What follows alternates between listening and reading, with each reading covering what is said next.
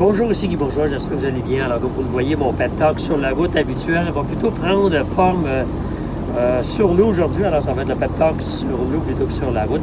Évidemment, c'est un été magnifique, un été exceptionnel et un peu bizarre aussi pour la grande majorité d'entre nous. Alors, aujourd'hui, ceux qui me suivent régulièrement sur les réseaux sociaux dans mes formations, vous savez jusqu'à quel point je suis très, très fervent de la gestion par objectif. C'est-à-dire que je suis fermement convaincu, puis ça fait 40 ans de ça, que lorsqu'on se fixe des objectifs, alors, on finit toujours par les atteindre. Des fois, c'est pas toujours dans l'échéancier qu'on a fixé après ma barre, mais on finit toujours par les atteindre.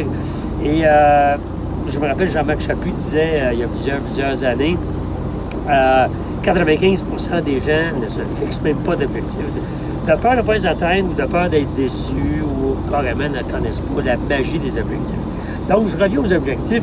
J'ai aussi remarqué, puis dans ma pratique des affaires ou de la vente, quand je disais à des vendeurs à l'époque où j'en avais, bien, fixe-toi des objectifs. Alors, certains avaient tendance à soit être trop réalistes, donc à mettre des objectifs qui sont, selon moi, trop faciles à atteindre ou en donnant compte de tous les inconvénients qu'on peut rencontrer dans une opération de vente. Et d'autres, évidemment, avaient des objectifs un peu trop rêveurs, c'est-à-dire des choses inatteignables dans un laps de temps raisonnable. Je vais doubler mes ventes en 3 mois. Pas impossible, mais peu réalisable. Ou d'autres personnes dans d'autres domaines, je vais perdre 100 livres en l'espace de 3 mois. Alors, c'est pourquoi, il y a plusieurs années, j'ai inventé un mot qui fait la contraction de 2 mots, le mot rêve. Donc, on a des objectifs trop rêveurs et versus des objectifs réalistes qui, selon moi, ça veut dire pessimiste. Donc, le mot en question, c'est le mot rêvaliste.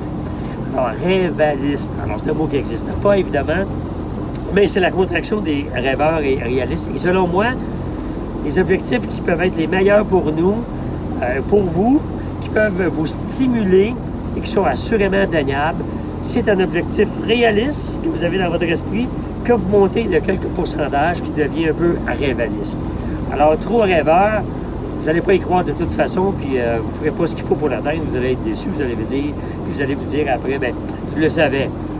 Mais en supposant que vous prenez un objectif réaliste, avec les obstacles que vous entrevoyez, puis vous ajoutez quelques pourcentages, dépendamment du domaine dans lequel vous œuvrez ou de ce que vous visez, un objectif rêvaliste, c'est celui qui va vous stimuler, qui va aller vous chercher un petit peu dans les tripes, qui va vous faire des fois douter, dire « Ouais, mais ce sera pas facile, mais si je me bats... » Alors, et là, vous allez toujours finir par atteindre vos objectifs rêvalistes.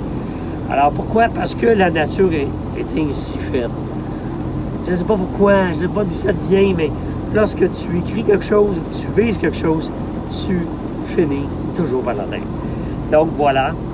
Alors, je vous invite en ce mois de juillet 2020 à prendre le temps comme moi, prendre du bon temps et de vous fixer des objectifs rêvalistes. Et je vous certifie que vous allez les atteindre tôt ou tard. Alors, bon succès à vous et probablement le prochain sera fait sur la route sur l'asphalte. Alors, bye bye tout le monde. À bientôt.